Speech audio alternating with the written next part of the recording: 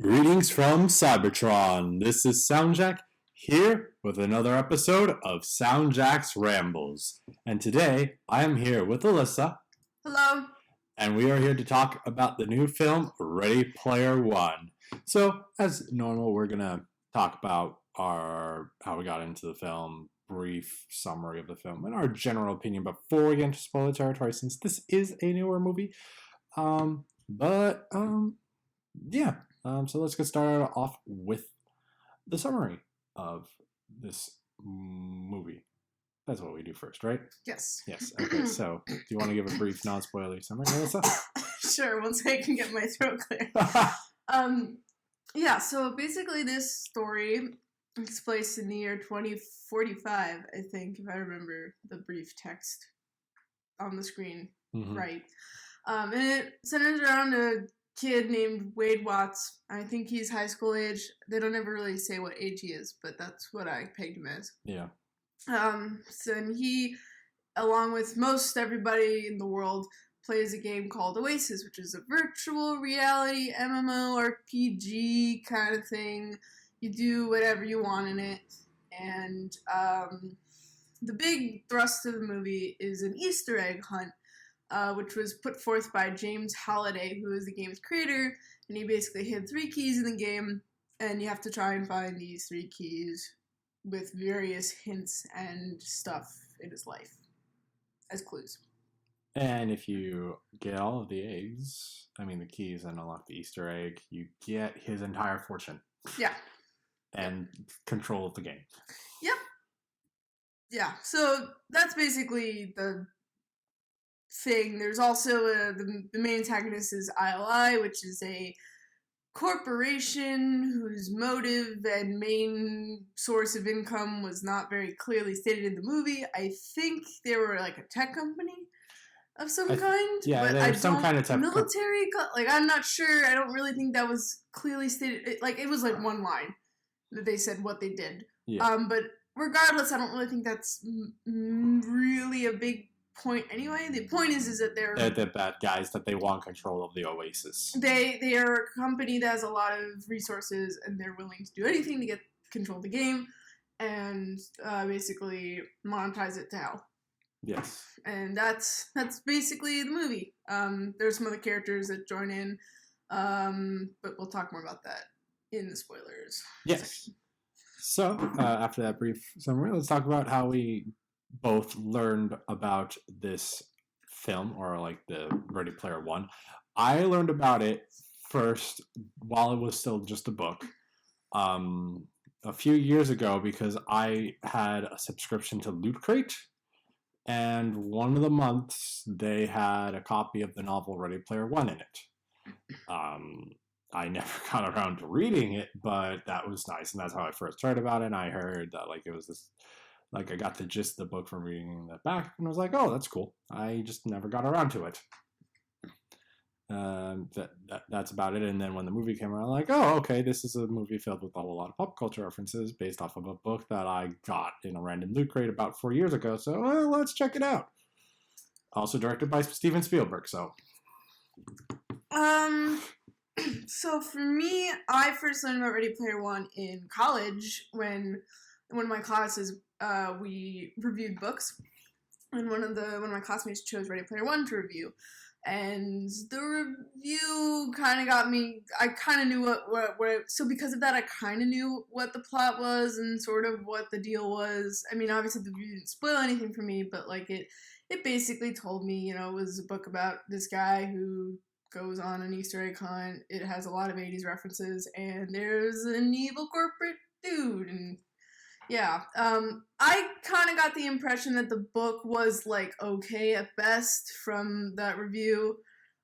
I think the guy who read it probably would have liked it more than I would have liked it, and I tried to read the book before we went to see the movie, because I like to read the book before the movie if the movie's based off of a book, but it was in high demand in the libraries where I live, and I wasn't able to get a copy of it because I kept missing the email saying that it was held for me. So, but it's okay. I'm not too hung up about it. From what I've read again, it seems like the book wasn't that good, so I don't think I'm missing out on too much. To be honest, I wasn't that psyched to see the movie. I only really saw it because SoundJack wanted to go see it with me, which fine, I'm not opposed, but yeah, that's how I got into it. Yeah, more like knew about it. I'd say. Yeah, that's fair. This is not. For both of us, this isn't something like we were like, oh yeah, this is going to be great. This is going to be amazing. This is going to be awesome. Yeah. It was just like, oh hey, this is nerdy. Let's go see it. Well, in my opinion. She was just kind of like dragged along. I wasn't like kicking and screaming. No. Like I was more, it was more just I'll go see it. It's fine. I'm not. Yeah. I wasn't like, to put it in perspective, I wasn't as interested in seeing it as Michael was. Yeah. But that's fair. Quick note on the book. We were looking up a couple of things on Wikipedia before we started this, and apparently Ready Player One, the official classification of that book is a LitRPG, science fiction novel. Standing for a literary role-playing game. Yes, which is interesting. I mean, there are books. There are books similar. That I don't know if I've read any of them, but I definitely know they exist, especially in YA. Yeah. Sections. Yeah, and I mean, basically, the classification for a lit RPG is if like there are people playing a video game. Mm-hmm. That's basically their requirements. Yeah. So if Jumanji was a book, well, the new Jumanji movie was a book, that would probably be a lit RPG. Probably. But I will say, I mean, to be fair, Jumanji is based off of a book. I picked a book by, I forget the author. The original one? Yeah, the original Jumanji. But the new Jumanji's not based off of anything. So this is how it works. Originally, Jumanji was a picture book. I'll look up the book. I don't want the movie. I want the book, my friends. I didn't even want the original movie. I want the book it's based off of. I know it. Oh yeah, Chris Van Allsburg, very famous children's book author. Mm-hmm. It actually won the Caldecott Award, so it's a important book. And yeah, it's about a magical board game. So it's based off of that book, and then it was turned into a movie. And then the newest movie that came out is sort of twice derivative, I guess. Yeah. But we're off topic. We are off topic. As far as if this Jumanji would be considered a lit RPG, I don't know. I mean, I don't think so because that's not a video game; it's a board game. No, the original Jumanji book wouldn't be considered. Yeah, the new one, since it is a video game, it would probably. Is just my point. Oh yeah. If it was, but it's not. Anyway, again, sidetracking. So what we thought of this movie, Alyssa? What did you think of this movie? Would you recommend it for anyone that hasn't seen it yet? So it's I'm okay. It's weird. I think this movie is pretty okay. Like. It's like, if I were to give it a star rating, I'd say it's like maybe 5.5 out of 10. Like, it's a little better than average, maybe, but like not by much. And the reason why I say that is, from like on a surface level, the movie's fine. It's serviceable. It does what it needs to do. It can be enjoyable at times. There are moments that I'll talk about that I was like, cool. And like getting into, but like for the most part, I don't know if there's anything that like really stood out to me as far as from a story or narrative perspective. I feel like it was pretty normal. It wasn't really shocking or like interesting or got me engaged from that perspective. Mm-hmm. So if you're looking for a movie that just is a fun time that you can kind of just be like cool and like. Wow, this looks interesting. Like, then you probably will like it fine. But if you're looking for something a little bit more interesting to chew on, or you're looking for a movie that doesn't have weird plot holes or plot contrivances, this one probably you'll find flaws with. I mean, it's hard for me to recommend it. Like, it's the average moviegoer. Like, maybe you'd like it if you like video games, if you like action movies. If you like 80s pop culture references. Yeah, if you like any of those things, you'll probably like it fine.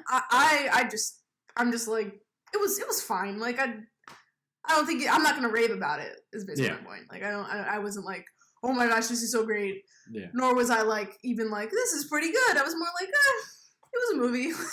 Like that's how I felt about it. Oh yeah. Well, I liked it.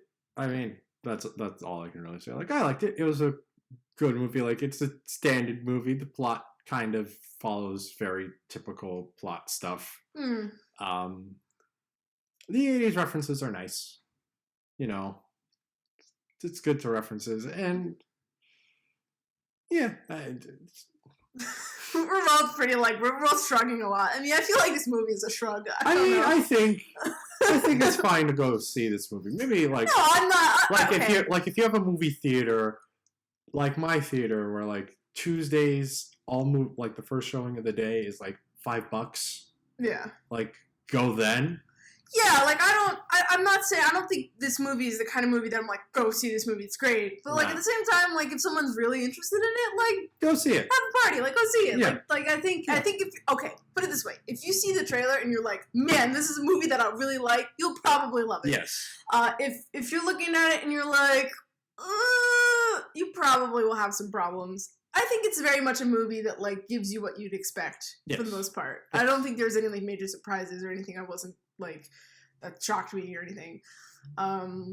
Yeah, so if you think this, if you see the trailer and you're like, this is my jam, you'll probably go, you'll probably be real excited and it'll probably be a great time. If you look at the trailer and you're like, I can probably skip it, you probably can. And you won't be missing Well, like, I don't think, it's not going to hurt you if you go see it. Like, no, I don't think it's... If, like, months from now this ends up being, like, on FX movies or whatever. Yeah, you could, I'd say that it's totally worth at least, like, I'd say, like, it's maybe worth a glance depending on what viewer you are. Yeah. But at the same time, like, if you decided, like, I don't think anyone's missing out on anything if they don't see this movie. Is I think the major point. Yes.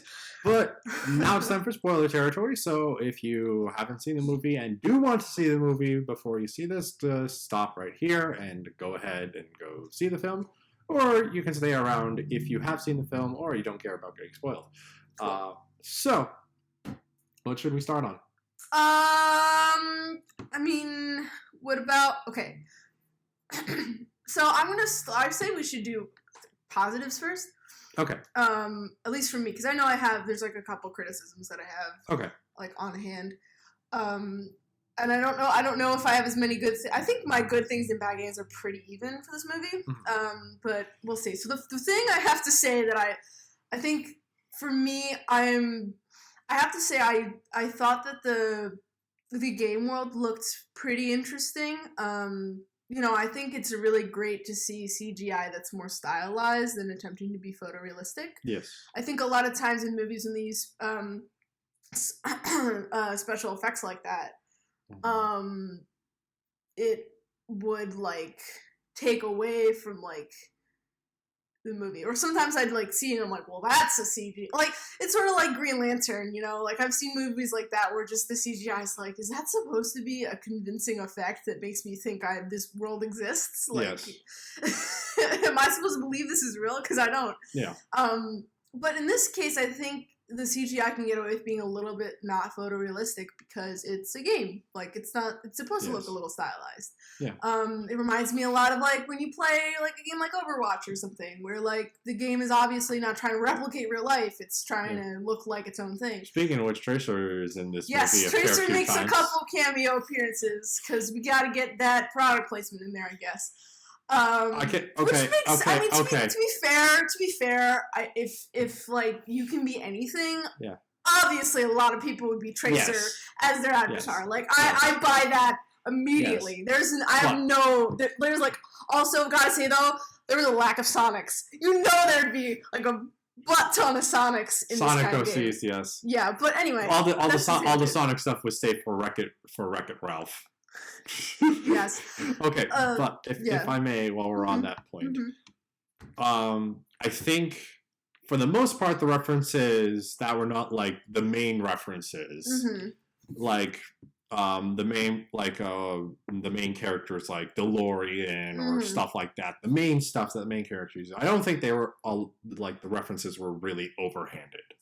For the most part. For the most part, I think there were a couple like little too hard winks to the camera, but Tracer I may think is one of them, but that's maybe because I'm not as familiar with a lot of nerd culture, and not a lot of it stands out to me as much as Tracer does, and Tracer ends up being like in the foreground when she's there. Right, like it's almost like they're like, we gotta put her in and make sure you can definitely see her. Like, again, it's not like she's doing anything too much. It's just like, oh, she's there. Like, yeah. Like, I know one of the things, like, a good reference was, like, I noticed there was a Hello Kitty walking in the background. Okay. Like, you could see it, but obviously it wasn't supposed to be the focus, but, like, the couple of times Tracer was on screen, like, she was, like, the focus. Yeah. It felt like. Yeah. And again, not a bad thing that Tracer is the focus. I'm just saying, if we had to point to a reference that might be getting a little obnoxious, that would probably be it. The only one I could say that would be more obnoxious is the Minecraft world one. Yeah. I was like, I just saw that. I was like, all right, how much did like Microsoft pay to have that there? Like, come on. And there's two main reasons why I find that one to be the most obnoxious reference. That's not like plot relevant. Yeah. One, it's the first, like, we go into the Oasis, and that's literally the first world we see. Like, we see all of the worlds, and then we go to a specific world, and it's Minecraft world. Yeah. And then we go to other worlds, but none of them are so brand specific. Right. They're all relatively generic. Like, one's a generic, like, golfing super game, and another one's like a generic, like, adventure, snow skiing down the pyramids, climbing Mount Everest thing. Yeah. So that was really weird too. Is that like this is like tiny, but like Halliday as a character, someone who created the game, seems like a kind of guy who wouldn't want like an entire world that was just one game property. You know. I mean, to be fair, like, with the premise of, like, you can do anything you want.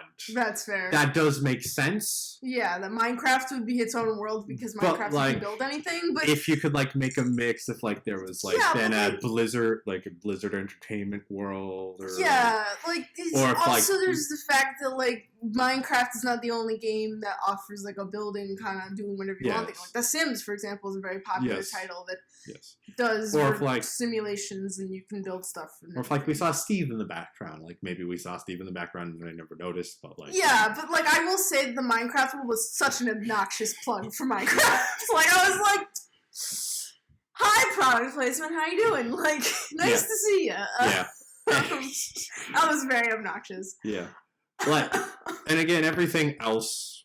So let's move on to the positive side and let's talk about the main references we got that were, like... So I think the two for me that I was like totally okay with for the most part, and I wasn't just like, oh look, there's the 80s. It was the first one was the Shining part, the one where there's like for the second challenge they go into. They have to go to see the movie. They basically see the movie The Shining, and they make a bunch of references. But what I like is that they weren't caught up in the idea of just like making nods to The Shining. They like made it its own thing. Like the whole ballroom scene with her, with Artemis jumping with all the zombies, that was not in The Shining at all. Neither was like this old lady with a really decrepit old zombie lady with an axe. That wasn't in The Shining. Also, I will give the movie props for restraint by not making the Here's Johnny reference. Major props for not doing that. Like I was there was a moment where so they do the scene where they where they do the axe, the part where like Johnny is like cutting through the door to his wife, but they didn't actually say the line, and I was like, thank God, thank you so much. So much restraint. Because, like, they did the chop, and then there was another chop, and then there was a chop in the wall. Yeah. And I'm like, I don't think that was in the film. And I think I'm happy about that. I'm happy that they sort of, like, we're like, we're going to make a reference that we're going to have them be in The Shining, but we're not going to, like, utterly just be like, haha, here's The Shining. We're going to, like, make this, we're going to make this reference, but also sort of extend it and make it feel original, sort of, or feel like the kind of reference you would see in an actual video game, you know, like something that like makes the reference but also makes it more than that, which I appreciated. Yeah. Quick note, I share the same point as H with this. I never saw The Shining before this point, so I was like, oh god, why? Yeah, to be fair, for people who haven't seen the movie, that section isn't that scary. I mean, it's like, fine. It's fine if you haven't. Like, and I also know enough of The Shining through cultural osmosis that I'm like, I saw the twins, I'm like, oh god, oh no. Yeah, so that was probably one of my more like favorite references because, like I said, they did a lot more with it. My second one is the Iron Giant. That was great. That might have been too shameless. Like that might have been one of the most shameless references, but I was there for that. I was like, you know what, Iron Giant beating up people. I'm here. I'm with it. Okay, when fine. Climactic fight. You have Iron Giant, Mechagodzilla, and a Gundam. Yeah, that was pretty fun. I was willing to be like, okay, this is kind of awesome. Like, that I was totally okay with, and I was, like, having fun with it a little bit. Yeah. Which, you know, I'm happy about, and, like, that to me was just, like, this is the kind of thing that would happen in a game like this. Yes. Like, I believe it. Yes, and it's not like we had 50 gazillion Gundams flying around, like, Optimus Prime on, like, Shinron from Dragon Ball Z or whatever. It was like relatively controlled. Yeah. And again, this is a world of like people like making their own avatars and like just having avatars ripping off like other properties. Yeah. So, and I do not have enough cultural osmosis to know how much of like the things I saw were like other properties or something. I remember seeing there were a couple of variety. Like, I saw Marvin the Martian at one point which was a Looney Tunes. And that was also part of a point, like, they were saying, like, you could be anything from this to that to cartoons, and Marvin the Martian walked out of the spawn point, so, like, that was fair. Yeah. But, like, and I'm specifically speaking more of the battle, like, it's a bit more of, like, just random fun stuff, like, where you can pick out a few references here and there, especially if you're a keen eye observer. Yeah. And it's not, like, really in your face stuff. Like, the only other thing that's, like, not particularly relevant to the battle that was maybe a little in your face, which, I mean, we already saw Microsoft plugging Minecraft before, so they plugged a little bit with the Halo soldiers. Yeah, the Halo soldiers made it. But, like, that was fine. That was fine. And also it was neat because there was also at the point in the film where, like, the person that was, like, dealing with the real-world stuff was like driving through and seeing like everyone involved in this final battle with her boss. Yeah. And like we see the people in the Halo soldiers in the game running around, and we see the people playing those soldiers in the real world running around. Which then at that moment brought into mind, wait a minute. So there's people literally just standing on the streets playing this game, and they have to move in real time with their counterparts in the game. So how many people run into the streets and get hit by a car? Yeah. If you don't have the cool kit that like you have, like the omnidirectional moving pads or whatever. Yeah. I mean, I think one of the things that like I'm happy with the movie is that the movie totally like doesn't take itself too seriously sometimes. Yes. Like it kind of understands that like a lot of this kind of stuff wouldn't really be practical in like real life, or like it wouldn't happen, or in a real life RPG. Yeah, like there, because I have some complaints about logic things that just are like why so like, and you know, but if you're forgiving of like that kind of thing, I think the movie sort of has a tone where it's like we're just here to have a good time, which I'm happy about. I'm happy that it's not taking itself too seriously. Yes. Which otherwise I think it would really fail. I would be like, this movie needs to like get off its high horse. Like, I mean, you got the holy hand grenade. That's fair. You've got Iron Giant falling into a pit of lava, doing the Terminator thumbs up. Yeah, I don't know. It's you like the alien reference. Yes, the alien that reference. I did not expect. I'm like, oh, okay. I mean, I was expecting them to make an alien reference at some point because Alien is such a property. I think I saw 80s thing, sort of 70s, 80s. I think both. Yeah. I think both. I think the original Alien came out in like 79 or something like that. I think okay. You okay? I'm having a weird case of indigestion. Oh, okay. Do we want to pause for a moment and let you? Yeah. Okay. Hold on. You're not gonna like throw up on me, are you? I don't think so. I think we're good. Sorry. You're looking really, really like, oh my god. Yeah. So I just want to make sure you're okay. Yeah. That was weird. Okay. Are we good? Yes. Okay. Well, why don't we move on from the references and talk about other positives. Was there anything else positive-wise that I had to really say? The references, that's it. Okay. One positive that's like a slight positive. Because I have a lot more complaints that kind of shadow it out, but I'll give the movie a point for it. The chemistry between Artemis or Samantha and Wade was pretty believable to a point. Yeah. At least I felt the chemistry between them, even though like it wasn't handled the best. Yeah. Which is more than I can say for a lot of movie couples. There are plenty of times where you're like, guy, girl, guess they have to get together, and it's just like there's no chemistry. They're just together. Like, just make them partners. Yeah. That's all you need. Like, there was never any sense of chemistry. Like, there are plenty of movies that the main leads don't have any chemistry. But I don't think that was the case in this movie. I think that they at least tried to give them chemistry. Like I said before, I have a couple complaints about the romance in the movie that I think kind of destroy it a little bit, but I at least give them kudos for trying and not just assuming that because they're men and women together, we're going to be like, oh, I guess they're automatically in love, which is dumb. Yeah.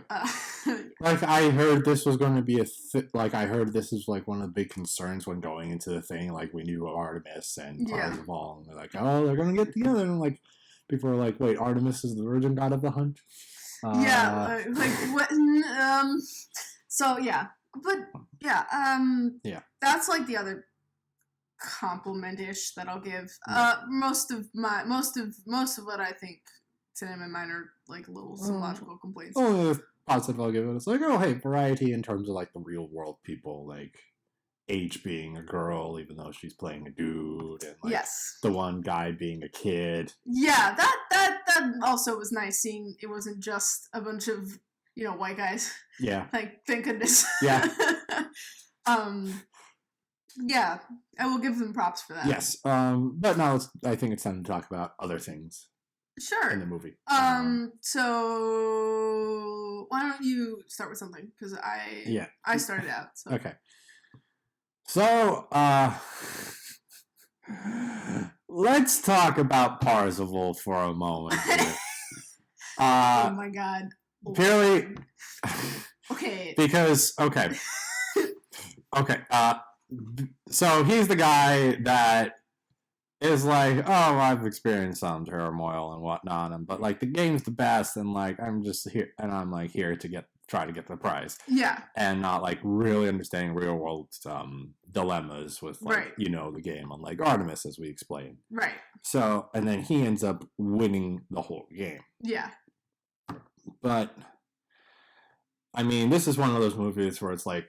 It's the white guy that's like doesn't know about the stuff and then is brought into the stuff and then ends up being like the one to save the day. So it's a tired trope. Like it's not like one of those movies though where like he has completely no skill and then like it's not like he's Sam Witwicky. Yes. Or it's like he just is the hero because he is. Like, there's no reason. I remember, I can't think of the exact movie, but there's like some examples of movies I hear about that are like there's a guy that's like brought into this like secret agency of like martial arts and combat, and they have no training, and they train with a woman, and then like they surpass the woman, and then there was like the big hero for the film, and yada yada yada. Yeah. And that's like, but like this guy at least has the training for it. The biggest problem with him. And if they did this differently, I could probably buy like Parzival being the one better. But gosh darn it, was he so freaking naive Oh my god! Okay, with giving his real world name I flipped. to Artemis. I was like, you idiots, you imbecile, you utter buffoon. Like, okay, look, this guy is at least supposed to be like a competent gamer, right? Yes. Okay, first of all, he doesn't even change his avatar, which, like, why wouldn't you do that? I mean, like, I don't know if they, like, explained that you couldn't change it, but I feel like in an RPG, you should be able to change your avatar. No, they've changed easily. it, like, it costs money, it seems, because there was a bit at the beginning where he changed his hair when he went into the world, and it was like, he had to go back in line to catch coins because he was out of cash. Yeah, but, like, he just won all this money, he doesn't spend it on, hey, maybe I should totally change my appearance so people don't realize it's me. Because, like I said, he's at the top of the leaderboard. Like, people are gonna, like, maybe admire him too, but there are also people who probably want to kill him. Yeah. And take his stuff. So, like, why isn't he changing his avatar so he, like, semi-blends in and people don't, like, I know that, like, in RPGs, you know, like, you can, like, MMOs even, like, I don't play a lot of MMOs, but I've played enough to know that, like, you can, typically they'll show the person's username. So, like, obviously he can't completely hide his identity or whatever. But at the same time, having a distinct avatar that no one else uses is, like, makes it super hard for people to, or makes it easier for people to spot you in a crowd. You know, even if they can see your username above your name. Yeah. That's the thing they're going to see first. So having a different avatar, at least one that disguises you, is going to be way more useful than it was going to be. It seems like an easy thing for him to have done. Yeah. To at least been like, hey, like, I'm going to take this seriously. I mean, like the Clark Kent glasses that helped him with his disguise. He didn't use that anymore. He was just like, it was just a throwaway line. Well, no, it wasn't, because it was a Chekhov's gun thing. Because for the scene with trying to convince... when they hacked his stuff. I mean, convince Nolan Sorrento that he was in the real world. So, like... Yeah. And that's another thing I like, that, like, they didn't, like, really bring it... Like, they world... Another positive point. They world-built this world. Mm-hmm. But a lot of things outside of, like, the base world building from the beginning of the game that they brought up, like, specific items and whatnot, were not... just there to be like, hey, a reference. It's like either help to establish the world or was used later on in the film. Well, yeah, like the whole hand grenade was used. Whatever the special Rubik's cube was. Rubik's cube. Yes. And the kill all people. But kill everyone in the world. Which, by the way, that is the stupidest thing I've ever seen in a video game ever. Like, seriously, you're gonna give a player the power to kill everyone in the game, including yourself? Like, I can't imagine how much of a server problem that would be. I mean, mass deletion. How many people would, like, get angry at you and, like, maybe have, like that just seems like a power that, like, no game in its right mind would give the player. Yes. Ever. Like, imagine, like, that's, no. Like, it is definitely a double-edged sword, though, because it is established, like, how important the money you have in the game converts to real-world money. Yeah, so like... This would, like, be grounds for lawsuits, maybe. Like, yes. Like, why would a game like this even give my point is, why would the game even give you the ability to do something like this if it's that important? Like, yeah. I mean, that's fair, but, like, also, you're gonna lose all your stock unless, you know, you're Nolan Sorrento and you have an entire company to save your broke butt. Yeah. Okay, So yeah, that's the thing, and then the fact that, like, Wade tells his real name to Artemis, I'm just like, are you kidding me? Like, the thing is that I would have, like, okay, I understand he's naive, but, like, if I totally would have also bought him being naive, even if he wasn't stupid enough to say his real name out loud. Like, you could easily have just had, like, the guy who was trying to find him hack into the game or something and find out who he is. Yes. Like, I don't think it would be that hard to, especially since IOI is, as in the movie, is shown to be a company with a lot of resources on it. Why don't they have hackers, like, constantly trying to bug the game? Like, that seems like a no-brainer. Yeah. There's that. Okay. Other thing that was like pissed me off. The first challenge, it took people 5 years to figure out that you had to go drive backwards in order to solve the puzzle. Yes. Well, okay. What? Well, maybe not necessarily 5 years. It took them, from what I remember from the narration, it took them a while to find the first challenge. Okay. And then after that, it took but them... like, still, I feel like that's such an easy answer. Like, I mean, look, even if you're like, if the Easter egg is this big of a deal to people and it has that much money and like gives people that much power, I feel like driving backwards would be something someone would try at least accidentally at one point. Like, oh well, just screw it. Let's just drive backwards, see what happens. Like, you can always try tomorrow if it doesn't work. Like, I don't know. It just feels like if so much is on the line, someone might have at least tried it. So people try to clip through walls sometimes if they have an inkling or an idea that there might be something behind it, or if the game establishes that like that's possible. And considering the fact that like it's known that James Halliday didn't necessarily like rules all the time, like you would think like, maybe this programmer doesn't find rules, wants me to break the rules. Like someone would think that. You made me think someone might think that. Yeah, and it was possible. Yeah, him of all people, like.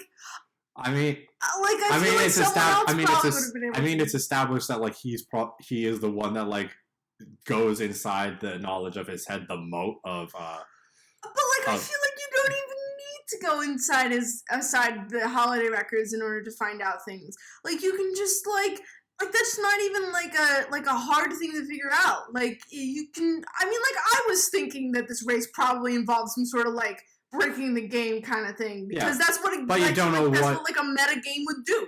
So like the fact that like driving backwards is the thing people didn't figure out seems so dumb, because like clipping through walls, driving backwards, that's something a game who wants you to break the rules would totally want you to do. Yeah. So like it just seems so stupid that no one would figure out, and then Parzival/Wade, who's a bland character, would be the one to figure it out. Yeah. Well, oh my god. I mean, I'll give a couple minor points that like kind of defensive, but like your point is still very valid. One, still the whole thing of like, if you die, you lose your money, and if he was driving backwards at speed, that the collision probably would have killed him and lost all of his cash. At the same time, if people are this desperate to get, like, you die if you don't drive well when you're going onto the challenge, you die anyway too. So like, that's fair. Like it's not as much. It's an equal amount risk. That's fair. Like you either risk doing the game properly and dying there, or you risk breaking the rules and finding a secret. Yeah. Like you don't like, obviously this guy's hid a secret somewhere, and it's just like, I mean, come on. Though you can lose the race and not die, so. Yeah.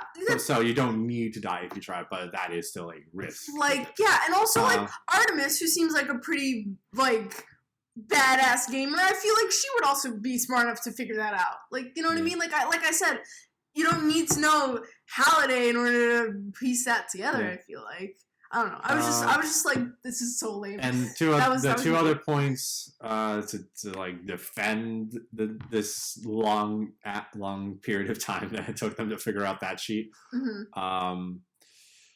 A lot of money on the line, so they're kind of like head forward focused and don't think outside of the box. Like, okay, here's the path. Here's how we go. Okay, how do we get there? Everyone in the world is playing this game. I feel like someone somewhere would have been brave enough to be like, maybe I should think outside the box for a moment. Like every single gamer who is this determined is just gonna go and do the race and not think, hey, maybe there's some sort of secret somewhere that's not visible or programmed into the actual race. Maybe like if Kong is that impossible to get over and everyone dies at him, and like it's been how long and no one can get over him, I feel like a shortcut would be something someone would think of. That's like fair. Shortcuts are also common in racing games. You know what? Like, you know what I mean? Completely fair. I'm completely underestimating the tenacity and the drive.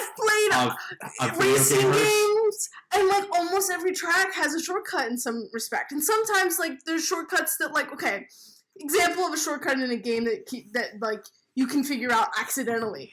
In Crash Team Racing, which is a racing game I played a lot as a kid, there's a track that has a a shortcut that's a wall. Like, Yeah. it's clearly, but, I mean, it looks different, so it tells you, okay, there's something interesting here. And it's on the map, but there's a door, and it doesn't open for you if you go near it. Yeah. So you have to figure out, how do you open it? Well, if you shoot at it with a missile, or you roll a bomb at it and it explodes, or throw some sort of projectile, it'll open for you. Mm-hmm. And you can figure that out even by accidentally. You just toss it at the wall, and then it opens. And you're like, oh, look! So, and that's programmed into the game. So I feel like Halliday, like, I feel like if shortcuts like that are in a game and a gamer can figure it out without thinking about it too hard, I feel like driving backwards is not that far of a jump, especially for gamers who are this determined to win with this much on the line. Yeah. Like, I feel like someone would have figured it out before Parzival did. And I feel, okay, the big thing though is I feel like Parzival didn't, like I said,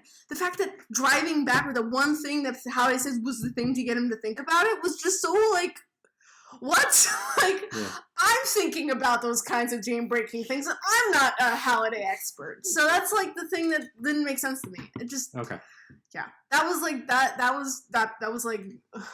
Anyway. Yeah. I'm sorry I ranted about this. It just really angered me. I mean, big point of the movie, so... Yeah. So that was like... Okay. So, first trial, we discussed the first key. Mm-hmm. Bad. Kind of bad. Yeah, I mean, yeah. Second one, very good one. Second one, very good. I enjoyed that. I think that yeah, it was fun. And like I said, I also buy that they were the first ones because again they got the hint originally. Yes. So it makes sense that they had a lead over everyone else. Yes. And then the third one. The third one was the Avenger. That one also I feel like, I mean, I understand that, like, when you're trying to find the clues, you don't know, but the fact that, like, you know, and I think it's good that, like, sort of the expert team and, like, High Five Crew were, like, sort of at the same pace as to when they figured things out. So that was good. I'm glad that they weren't like, oh, they know so much more about video games. Like, they obviously had an expert team. And also more resources because they literally said, like, because they were trying to figure out, okay, they figured out what the first 3 lines were. Yeah. And they just couldn't figure out what the castle was. Right. But, like, they just had enough resources, sent everyone out in the entire area, and, like, oh, they found it. Yeah. So... and then, yeah, I thought the last key was fine done. Like I said, the climactic battle with, like, Mega Godzilla and Iron Giant was, I was like, yeah, I'll have fun, it's fine. Yeah. Yeah. Okay, yeah, and, like, okay. I don't know. Okay, so while we're at this point, I feel like this might key into something you had mentioned before that you want to discuss, like, something about, like, balance issues or something like that, or... Okay, so one of the things... Oh, okay, I think I was talking about the romance, though. Like, no, was it? Well, oh, you mean, like the game Rise? Yes. Okay, well, one thing that, like... I'm trying to remember... Well, there was that, again, that utter, like, stupid thing with the cataclysm that, like... Is that what it's called? The catalyst. Catalyst that just deletes everyone. Again, that is, like, the dumbest thing that I feel like no game in its right mind would even program. And if that was a program game, I feel like a lot of people would like complain to, like, Gregarious Games, who I think owns, would complain and be like, this is a problem. Like, you're gonna delete everyone from the server as soon as anyone, like, some like troll could do that. Like, you know what I mean? Like, that gets way too much power. Even if that would tank the entire economy. Even if you give me like the excuse of, like, oh well, you know, like, it's just so expensive. I'm like, still, like.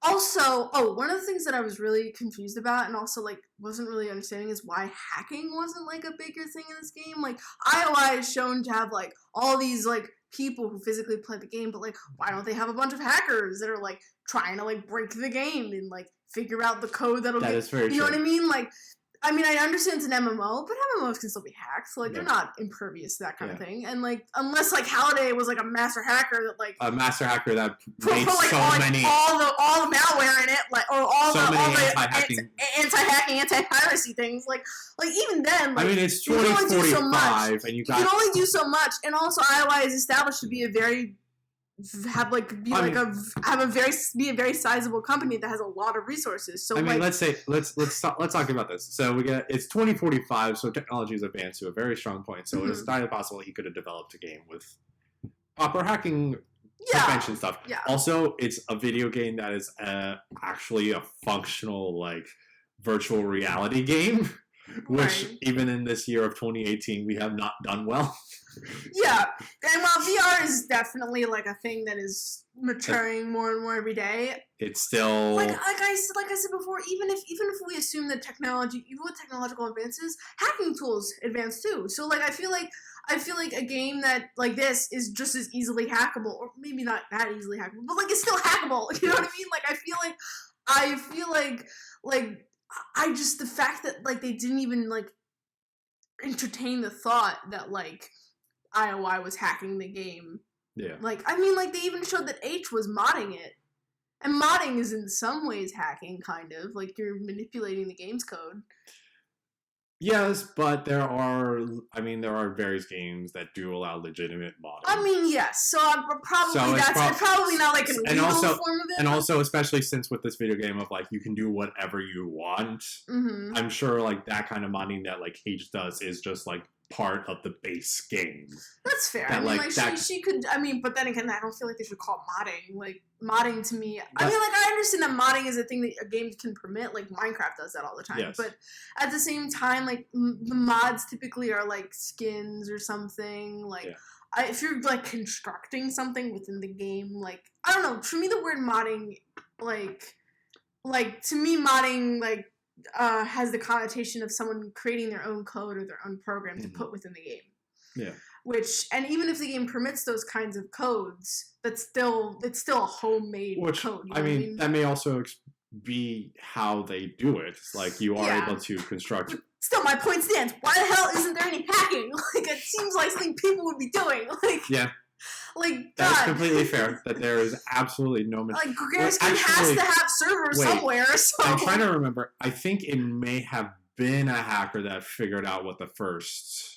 Oh really? Chest was, but again, that's the only instance of hacking, which and it's like still dumb. Not necessarily a throwaway line, but like an info dump line. Yeah, but like I feel like hacking is something that would be with a game with this much on the line. Hell yeah, there'd be hackers. And with all the shady stuff that IOI does in real life, you do bring up the point that like, why don't they have hackers? Yeah, it just seems like a no-brainer. Okay, they have functionally. What's the people that like, I mean like now okay look, I would forgive hacking mechanisms, or I would forgive the fact that they don't put all their resources into hacking if there was some sort of like game breaking bug that was put into the program that like made it so that like if you try to obtain a key illegitimately it would like shut you down or something. Like there are anti-piracy measures that maybe would, but still, like you'd have hackers trying to break those is things. Such a large company that they would have enough resources to create new. Yeah, trying to like we failed to hack on this one, so we can try again. Yeah. Or eventually they try enough and like, okay, there's absolutely no hacking way around this, but like they probably should have been like. But you can also still use hackers to like get things illegally anyway, even if it's not like. To win even if it's not hacking to like get the actual key. Or like they could have had a hacker to get the magical you can't touch me orb. Yeah, like they could have used hacking to get that. Like I don't know, there's just like a lot of different ways you can implement hacking. And I'm not saying like I'm not like a hacker myself. I just feel like it's a thing that like something as shady as I would be doing. You would contract hackers to do that kind of thing. But like again, bringing up like that the hacking would totally be a legitimate practice. From IOI is because of the real shady stuff they do in the real world.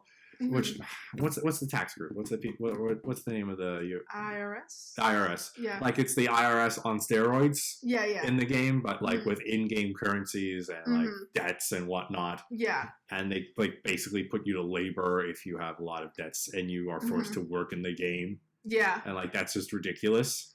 Yeah, I feel like that would like. No, like I mean. Raise some hackles. I don't know. I mean, to not get too political. I mean, yeah. A lot of that feels kind of like things that do happen in the current day and age. I I'm not saying that. I'm just like, I forget what I was trying to say. Yeah, because it did sound like saying that doesn't happen. I'm not trying to say that doesn't happen. I'm like, I don't know. It's just. Oh, I guess like the thing that like, okay, can I like nitpick a little bit here? Okay, so one of the big problems too that I was like, are you kidding me? Was at the end when Nolan Sorrento, right, goes to like kill. Yes. No one stops him. What? Okay. I'm just like, okay. Look.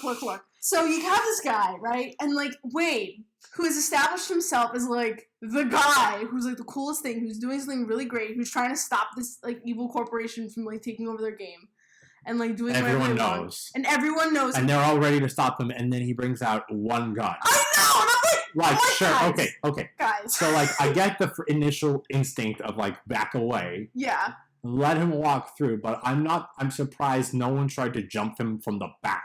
Right. That's the thing I was thinking of the entire walk-up. Yeah, like no one tried to jump him from the back. How many people? 30 of them? 40 of them? Like there's like No. How many people were there? Like at least a couple hundred. Like it was a solid crowd. Which is like that completely like encircled his car and blocked him from the van. You would think he just has a handgun. Like if he had like an AR-15 and had like backup with like guys in like, I don't know, riot gear or something, I'd buy, maybe not. Which would get very much more political.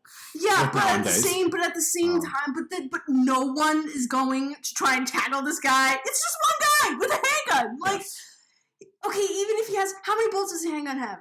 Like, I don't know. Like, I doubt that. Normally, my normal assumption would be 6, but maybe that one could have like 9 or something. But like, even if we like have a conservative, like a liberal estimate of like 12, like even 12 bullets is not gonna like maybe kill like one person out of the whole crowd, and even then, it'll probably kill somebody. But at the same time, there's 100 people, and like also, I mean, people might be like, well, it just show like I can hear someone in the comments or whoever being like, oh, well, or my imaginary straw man saying like, well, you know, they might have been like. It's real life, you know, they don't want to get hurt. I'm like, okay, but like they've established that the Oasis is like the literal thing that everyone like it is the thing that matters to people the most in this universe. Yes. So like literally, of course people would be willing to put their life on the line for something that important. Like I do not believe that not one person out of that crowd would have been willing to tackle that guy and get the gun out of his hand. Like come on! Like, of course, if they're willing, if Wade says to people, I'm in danger, come help, I'm assuming everyone assumes that it's a life or death situation. So, like, of course, at that point, they should be willing to, like, tackle him or, like, do something.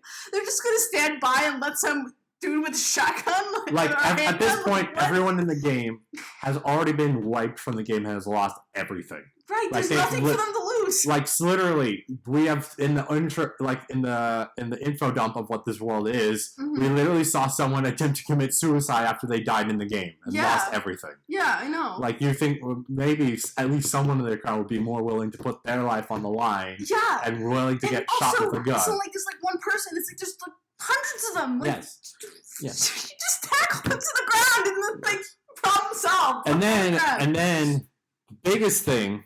Yeah. With the whole thing is even ignoring the fact that like he got to the truck with no resistance. Yeah. Or like the barest resistance. Like, right. Maybe he had to walking through honey. Like he had to carefully walk through honey. Yeah. So it was like he was still on no one tried to jump. But he goes, he's ready to shoot him. Yeah. And he doesn't. And we don't know why. Yeah. Like we see that it's clear even in the real world, because of the special suit he's wearing, that he's got the Easter egg. Yeah. He has got the Easter egg. But there is, from what we know of Sorrento's character, there's nothing that should have stopped him. Yeah, exactly. There's not been any establishment that he actually cares also about this. Which is a problem that I have. Like, literally, he's commented, like, I don't care. I just care about the money. I wouldn't mind seeing this world entirely get toasted. Yeah. But there is no prior establishment. Yeah. Of him actually giving a crap. Yeah, like, that, okay. Like, this is what I don't like about Nolan Cemento. Like, it's not like the old times where, like, when wars were fought, like if you captured the other city, they were obligated by just honor to completely surrender. Yeah. Which then the U.S. broke during the Revolution, but yeah. But he just stops. It was so easy to kill him.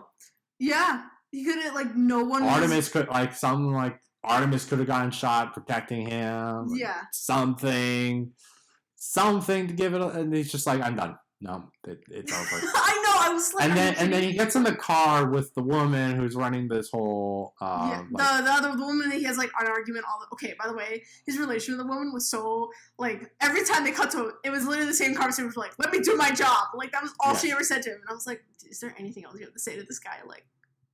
Come on. Yeah, the shady woman who runs the whole the IOIs, IRS, whatever that was called, loyalty centers. Yeah. But who did so much underhanded shady work, clearly. Yeah. And then he gets in the car with her and is like, listen to me very carefully, and he just punches her she just punches him in the face, and I'm like, okay, what were you going to say? Because now I just completely lost your character here. Yeah. Also, okay, I also didn't really think Lone Sorrento was that interesting of a bad guy. He just felt like your generic, I mean, suit, bad guy. To be fair, that is what he was supposed to be. He was supposed to be the generic suit that, attempts to make an appeal. Yeah, I know, but at the same time, I feel, okay, imagine for a moment that we replaced, Nolan Sorrento with someone like Reggie Fils-Aimé. You know how interesting that would have been? Someone who actually, seems to care about the products that they're, talking about and actually plays the games that he, I feel like it would have been more, it would have been more believable if Nolan Sorrento, liked pop culture to some degree. Actually watched, he worked, often, he worked with Halliday. Yeah. We see that. Why are they trying to go out of their way to make it seem like he's completely out of touch? I feel like someone like him would have definitely been into at least some kind of pop culture or something. Yeah. So I wanted him to be more three-dimensional. And, I understand that, they're trying to attack corporate greed, which I'm not against. But at the same time, if you're going to attack corporate greed, you gotta go all the way with it. You can't just make him, just a faceless bad guy. I don't know. I just wanted them to, I don't know, why is he so greedy? Why does he equate money? Maybe have him talk about that, money is the only thing that has worth in this world. And, have him have that legitimate, value, putting so much value into money. Or, because, that would, to me, seem more legitimate, because then you feel okay, this guy, at least, he's not just evil for the sake of being evil, he has a reason, which to me is what was lacking. I mean, he's if he only cares about money, why does he only care about money? You know what I mean? If the idea is that because like I said, if you're going to go after corporate greed, you have to go after why corporate greed exists. Yes. And then that to me would be better. I feel like it didn't go all the way with that, and it just kind of made him a faceless bad guy. It's just easier that way. It's just corporate greed's a thing. You don't even need to establish it. It's just it's just there. Which, I mean, I understand maybe you don't need to establish that, but at the same time, I feel like you need to investigate that. If you're going to make that the bad guy, you gotta sort of investigate and deconstruct that bad thing and why it's bad. You can't just say it's bad. That doesn't do anything. You know what I mean? Challenge the idea of the closest we got was them explaining once they get the Easter egg, they'll have all control, and then they'll put all of the ads everywhere so they can make all of the money. Right. And even with just that basis of explanation of what their end goal is, I'm just oh. Yeah, I'm look, I'm not trying to say that the bad guy was bad, didn't make sense. My point is that it was very generic. I feel like I wanted something a bit more challenging. Yes. I want the bad guy in this scenario, because one of the things about the thing that kind of was really because if the whole point of Wade is supposed to be that he's not doing it for greedy reasons, I wanted to investigate why Nolan is greedy, and I don't know, I just wanted it to go into it a bit more. I didn't want it to just be there, you know what I mean? Yes. And I was and the thing too is that they were trying to give Nolan character because they had a lot of scenes with him. We saw a lot of him. We saw a lot of him planning things, but to me, none of those things really had any impact because they kept just saying the same thing. Oh, look at him, he's really bad. I don't know, give him a personality, give him a reason, make him feel real. Like, yeah, you know what I mean? Like, maybe he, like I said, if he equates money with power, money with self-worth, show that he only thinks that money is self-worth. Then it makes sense. Then it's like, okay, corporate greed's not a good thing, but at least, like, there's a human reason behind it, maybe, and then that to me is more interesting. And then it sort of, like, makes you relate to that bad guy, which to me is more interesting, because you're like, wow, maybe corporate greed also affects me. Like, that might be something you might think about. I don't know. I wanted them to go further with it, and they didn't. And I'm just like, gosh, no. Yes. Like, this is supposed to be, like, a cool, like, series. Like, I know it's supposed to be a fun romp, but at the same time, I don't know. Yes. Ugh, anyway. No. One more, I wanted to complain about one more thing. Is that okay? Yes. Okay. When Artemis said that, like, she was, like, telling you, like, you don't know me, which for fair. First of all, like, when I said about the romance part, how I bought their chemistry, at the same time, I have a couple points. One, their chemistry went way too fast. Like, okay, they're in love, and it's been, like, what, a week maybe at most. Like, I mean, I don't know how time passes, because they don't really establish that. It seems like real world time passes. Well, I mean, like, I know, it's like not in the same day. But we don't know how much time has occurred between. Yeah, like, it's not. Is it like it's been a few months? Has it been like a couple weeks? If it's been a couple, because I didn't really get that. I got, from what I watched, from the point in which he meets Artemis to the point where he declares his love for him, it seems like maybe at most a month has passed, which to me seems like you're probably not, like, that in love. You're probably just, like, think she's hot. You know? I don't even think that much. You think it was more like a couple weeks? Not even. You think like a day or something? A few days. Like, the only establishment of time passage that we have is, like, so they get the key, and a little bit of time has to pass. So it's like the five of what will be the eventual high five get the key. Yeah. Because we know that. Yeah. They all get the key, and we don't know how often these races happen. Right. It seems maybe daily. Yeah. So maybe it takes about a week for all of them to get the key. Yeah. So we got so maybe it is a couple of weeks. So maybe a week happens with that time period. Yeah.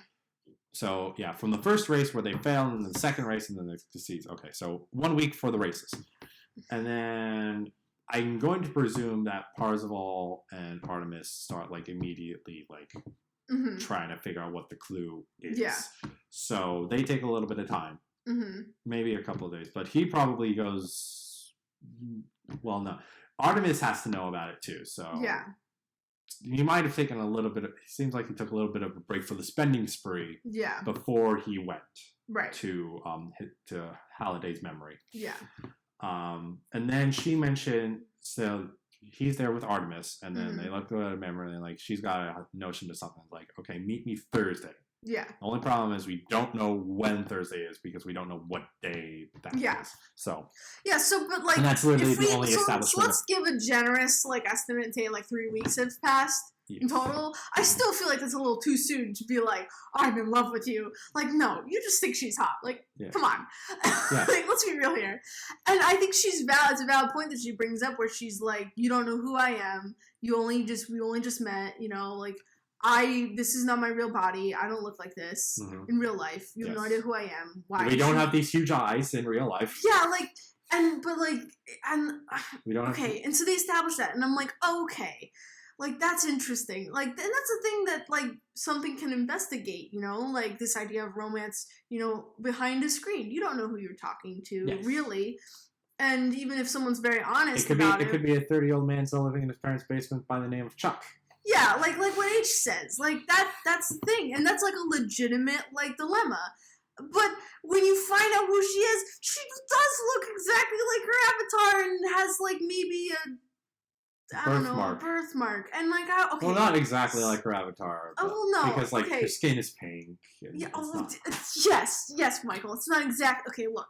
My point is that my problem is that, obviously, now, I'm not saying that, like, someone with a birthmark wouldn't have self-esteem issues. You know, as a woman, I understand that completely. You know, you don't even need to, like, as a woman, you don't even need to, like, have, like, a, like, really noticeable, like, ugly thing, quote unquote, about you to be deemed like, oh man, you know, like, like, there's a lot of judgment on women, how women look. in media and everything, and even in like social contexts. So like I'm not here to say that her feeling bad about herself is like unwarranted. My problem is that I feel like I really wanted the movie, and this again might be a criticism of me more wanting a movie to do this rather than what it is just I wanted them to like go all the way with it. Like have her be like not like just a girl who for all otherwise is just very normal and conventionally attractive.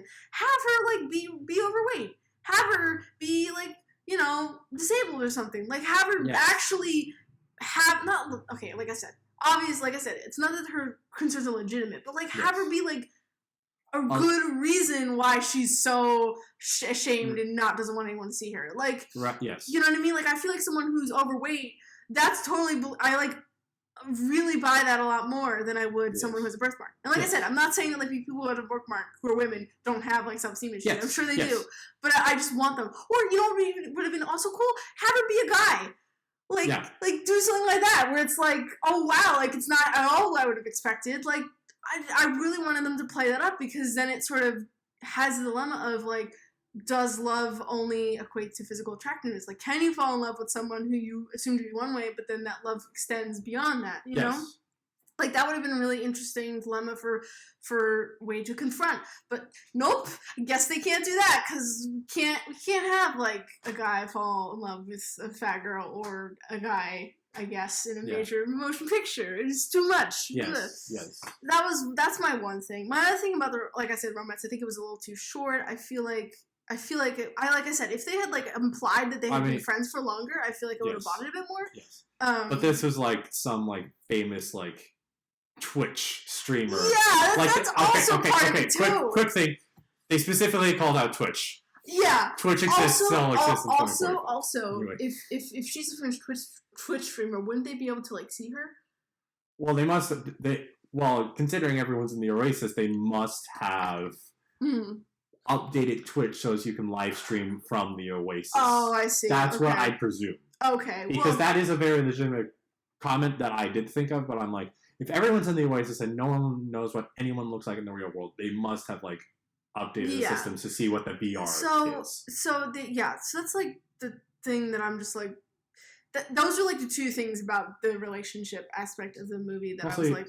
Well, also, I know even if you are a Twitch streamer, you don't need to show your face. Well, oh yeah, that's fair. So that's like fair. you could literally just stream the game. So yeah, okay. Well, in that case, that criticism isn't as bad. But I think, but again, you can also sort of see that like maybe, and like I'm not saying that having Wade like declare his love for her, as well as like have that admiration from Twitch is like unreasonable. I think that someone that in high school would do that, you know, like that's, if it's young love, like I buy that. The problem that I don't like is that it seems to imply that it's totally okay. Like I don't think that's true. I feel like we should have like, if Artemis is gonna be like, you don't know me, like have them have moments where they get to know each other more.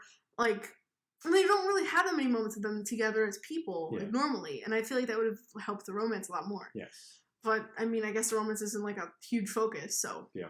Even though it's still a big thing because there's love interest, which should be more important. Which, and personally, I feel like if you're not going to do the romance right, I'd rather them just be friends. Yes. That's how I feel, at least. Also, thing I wanted to note that okay, so I remember reading some of the summaries of the book, and I think they even said that H was supposed to be a lesbian. Okay. Which I think the only hint that they gave towards that was that she was willing to kiss that naked lady. Like, at one point, the naked lady came on the shower, and she was like, I'll go with it, and she was about to go kiss her. And so then I was like, oh, so she's a lesbian. But, like, they don't bring it up. They never establish, by the way, I like girls. Yeah, because that can just blow over your head, because, like, at that point, you don't know H is a girl. Yeah. So that's why, when I was thinking about that, I was like, wait, I guess she's a lesbian, okay. But, like, I'm also kind of upset they didn't, like, talk about that or ever, like, make a nod to the fact. By the way, they just kind of put that in there, and I was like, yes. Come on. Yes. I can make a comment about, like, you know, how would you fit that in with the story and make it relevant? But so as I don't get flagged in the comments for saying that happens with a lot of like regular love stories that they're just shoehorned in. So why not just throw in a hint like, hey, fair. she's a lesbian.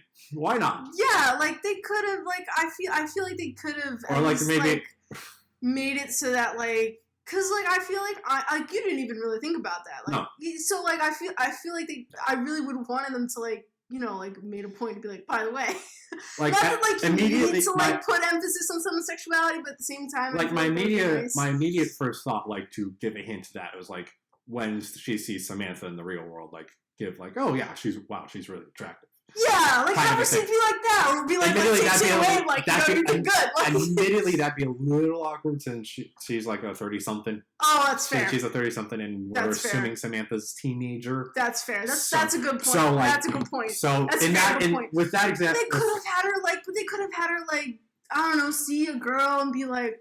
You know, like I don't know. They could have worked it. My point is, they could have worked it in a bit more. Yes, they could have. They could have. And it's a shame that they didn't. Yeah. That's my point. Yeah. I'm trying to think. Is there anything else that I mean, the sad thing though is I more assumed that H might have liked Parzival. Oh, I see. Because of the whole like, oh, we get each other so well because we're best friends. And I'm like, this dude's gonna be a girl, isn't she? Oh, that's what. I mean, but that's also a fair logical leap to make too. Yes. If they don't like really establish, like I said, they could have also had like H like hit on a girl in the virtual world too, you know, even more established that she's into women. Yes. Like so that like we also established that even though like H is a girl behind the camera, that she's more interested in women. So like you don't then again make that logical leap that maybe she's a girl behind the camera and is into Parzival. You know what I mean? Yes, which like, is like there's my point is still they could have worked it in more. Yes, they could have. Yes, it was possible. Yes. Like they didn't have to do that much. They didn't have to like add or remove that much to like like make that part of her character more there. And yeah, I think those are all the main points. Yeah, I don't think I have any other particular points. I'm just gonna note that there are a few characters we never even touched upon, just because they. Oh yeah, like the Dayton show, I think. Yes. The yeah, they were there. But, like they weren't really that big of a thing. Shaw, I'll admit, was kind of funny. He had a lot of funny. The 11-year-old had a lot of funny lines, but like aside from that, like for the diversity aspect, they were good. Yeah, but that's admitted. I don't want to say that they were only there for the diversity, but I kind of feel like I would have wished that they had a little bit more to do and were maybe a bit more involved with things. Yes, because we don't really get to see a lot of them until the third act, which is kind of a shame. Yes. But we saw them at the beginning. I thought they were just like, oh, these are high-profile players that are cool, and they come back for later. And like, oh, they are a bit more relevant in this than I was expecting. Yeah, I feel like I kind of feel I would have loved to have them like more character like, you know, like have them be a bit more. And I think like they were supposed to be brothers, right? I don't think so. No, they were just friends. Yeah. Okay. The one's Philip Zhao, and the other's no, never mind. I'm looking at the actual actors. Oh, okay. I didn't get that vibe from them. I didn't get the vibe that they were related. Okay, well, either way, like but even then, I also feel like I feel like it would have been nice to have gotten more character into them, but I don't. As they are in the movie, I can't really say much about them as people or characters. Like they were just kind of there. And then there's IROC, who was. Oh yeah. Okay, Who played him? Who played him? T.J. Miller. Oh, okay. Because I was like, I recognize that voice. He's a famous comedic actor. As soon as I saw myself in the face when I forget who he is. I will say I did not recognize it during the film, but now that I saw that name, I'm like, how did I not recognize that voice? Yeah. And I think T.J. Miller was fine. To be honest, actually, I think he might have been the weakest actor in the entire. He seems pretty bland. I mean, I guess maybe his point was that he was supposed to be kind of like bored and like he was like the vibe I definitely got from him. He was definitely one of those 30, 40 somethings that's still living in his mother's basement. Oh yeah. That's definitely what I got from him. Yeah, but I don't know. Something about his performance felt a little off, but I mean, I think he got across what he needed to get across, so it was fine. I mean, it may also just be like disconnect between like his kind of like really like nerdy kind of like oh, I'm 30-something and lives in my mother's basement vibe, as opposed to you know his entire death metal skull for a chest. Yeah. So yes. And then the last guy is Ogden Morrow, who is who was the co-creator on The Oasis. Oh yeah, but I played with Simon Pegg, right? Yes. I did not forget it. I just thought of him as Simon Pegg. Yeah. I'll be honest. Yeah. Like, and then he played the curator, and I was like, oh, for the movie, I thought like, oh, the curator is just like an AI that like is supposed to help people. I was like, oh, that's surprisingly like personable for an AI. Although I will say, if he's supposed to be playing that character, how is he supposed to be servicing everyone 24/7? That's like my other question. Yeah. But I guess that's like a logical thing that I shouldn't be going into. Yeah, that's why I assumed. That's also why I assumed it was a program.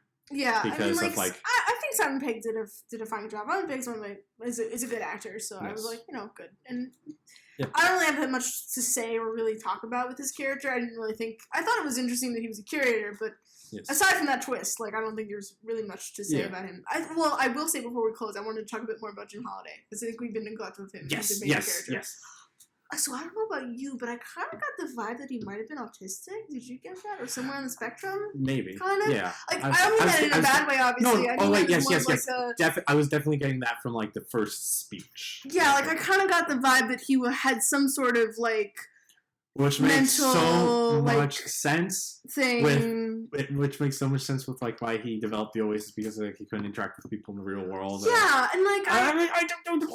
Yeah, like I you know what I honestly like I guess what I kind of got, and I'm really happy that they had a character like that. Like like sort of this guy who isn't very comfortable and like. Probably has a medical reason for it. Like, and, he felt so awkward, but like he still like came across as like, oh, this is a good, funny guy, because he like with the joke of like the whole like, if you look under your seats, then you'll find. That was a funny joke. I was like, that's really cool. And like I wouldn't have expected it from him from what I had seen before. I'm like, oh, okay, he's still got something to him. Yeah, like he's not like a completely like awkward. Yeah, I think he's still personable, but at the same time, it's sort of interesting because everyone like one of the things that I almost really wanted the movie to go into is that they establish that everyone thinks of Jim Holiday as a god. Yes, because he created this world, but he's just when we see him at the last moment when Parsifal is winning the egg, he's just a normal guy who's just, he seems like he's there and he had a good time. You see him as a kid playing these games, and that was a very relatable moment. Yes. I think that, I don't know, like, I'm really happy, and I hope that, like, people who have, like, mental problems in the same vein, see this character and it's like, wow, I could be that guy. Yeah. Because I think that that's really great to see that. And, I guess it might play a little bit into stereotypes, the idea of, like, a closeted guy. But I also feel like it doesn't play into stereotypes as much as it just addresses, like, a problem that probably lots of people feel. Yes. Like, it does, there are a lot of people who use the virtual world to escape, not to escape reality, but to sort of interact with people that they would otherwise be uncomfortable with. And especially people who, again, like, are on the autism spectrum, who might not have, like, be or have, like, the capability or be comfortable with interacting with people face to face. Like, that gives them the avenue to express themselves in ways they wouldn't be able to. Yes. And I hope that there's that subtext. Part of me kind of wishes that maybe it was a bit more of a, maybe they addressed it a little more. Yeah, so that we could say, oh, look at this, like, major guy who's loved by everyone, who happens to, like, have anxiety or be on the autism spectrum. Like, that would be really nice. But I think as it stands now, I think I read that into it. Maybe it wasn't intended, but if it was intended, I'll assume that as my headcanon, quote unquote. Yes. And yeah, I think it's really interesting. And I also, I don't know. I think he was an interesting character, yes. And I think that who's the actor for him? Mark Rylance. Oh, I think he played him pretty well too. Yes. Who did Mark Rylance? Did Mark Rylance do anyone else? Probably did. I just don't know. Oh, what else has he done? You mean? he did first artistic director of Shakespeare's Globe in London. Oh, look at that. Oh, and he's been in Dunkirk and Bridge of Spies, so it looks like he's worked with Steven Spielberg a bunch. Yes. Which probably makes sense to why he was cast in here. So it looks like he's a pretty well regarded actor. Yes. And I think he did play James Halliday well. I would not have guessed he was English with how he played him. Oh yeah, no. Yeah, I mean, I Simon Pegg's English, and I thought his English accent, his American accent was pretty good. Yeah. Like I didn't really hear any moments where he lost it or anything. Yes. So. Yeah. So, and then there are just a couple other minor characters that I don't think really need mentioning. No, I think we've talked about, like, I don't really think we need to talk much about, like, Wade's family or anything like that. Like, they were big characters that more were there to just give Wade something to care about outside of the game. Yeah. That sounds rude, but, like, that's pretty much what they were. Yeah. I mean, they died pretty quickly. Yeah. So, but I think that's all we have. So, yeah. Again, overall, maybe not a movie you should go out to see. Well, like, if you could. It's not a movie that I would say definitely go see it now. Everyone should see this movie.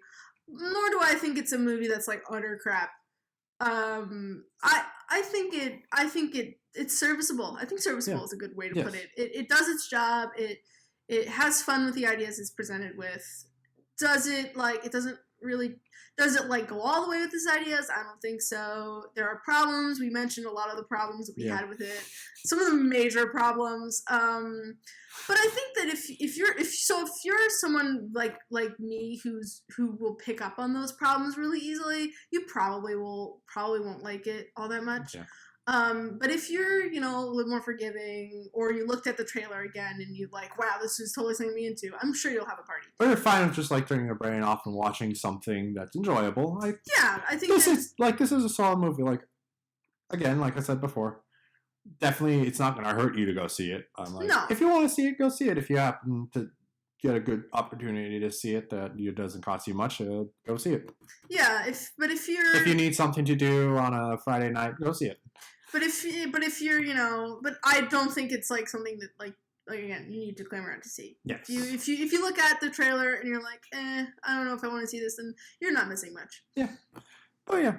And that's all we have to say on Ready Player One. So thank you for watching. If you enjoyed, please like and share this video and subscribe to the channel. You can also follow me on Twitter and Instagram at SoundJack426. Also, please consider donating on my Patreon page to help support the channel. All the links will be in the description below. Thanks for tuning in. This is SoundJack and Alyssa signing off.